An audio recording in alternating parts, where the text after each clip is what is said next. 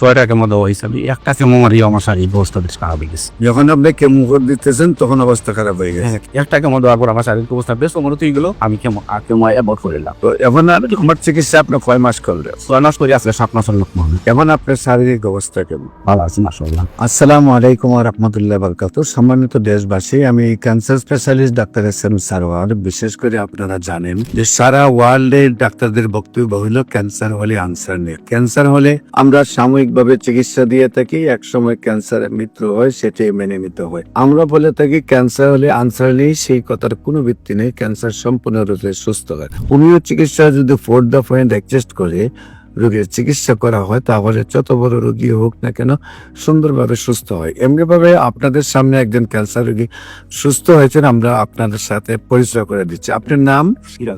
সিরাজউদ্দিন। আপনার পিতার নাম? মৃত মুখলিস আলী। মৃত মুখলিস আলী। মায়ের নাম? মরহুমা ললু খানম। লৌল খানম। আপনার গ্রামের নাম? কানিশাই। কানিসার। Post office? ঢাকা দক্ষিণ। ঢাকা দক্ষিণ। থানা? গোলাপগঞ্জ। গোলাপগঞ্জ। জেলা? সিলেট।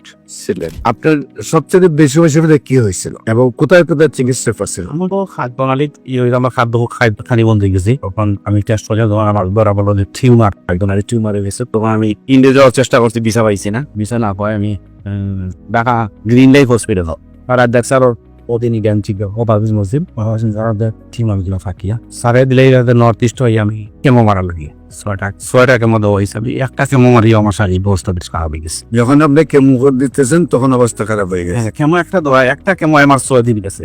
একটা কেমো দেওয়ার পর আমার শারীরিক অবস্থা বেশ অবনতি হয়ে গেল। আমি কেমো অ্যাভয়েড করলাম। তো এখন আর আমার চিকিৎসা আপনি কয় মাস করলেন? 6 মাস করে আসলে 7 মাসের লোক মনে এখন আপনার শারীরিক অবস্থা কেমন? ভালো আছে মাশাআল্লাহ। সম্মানিত দেশবাসী, বিশেষ করে আমরা সবগুলা রিপোর্ট ওনার আমাদের ভালো আসছে। এখানে ওনার সম্পূর্ণ রিপোর্ট উনি করাইছেন। আল্লাহর অশেষ রহমতে রিপোর্টে কোনো আর ক্যান্সার কোনো জাম নাই।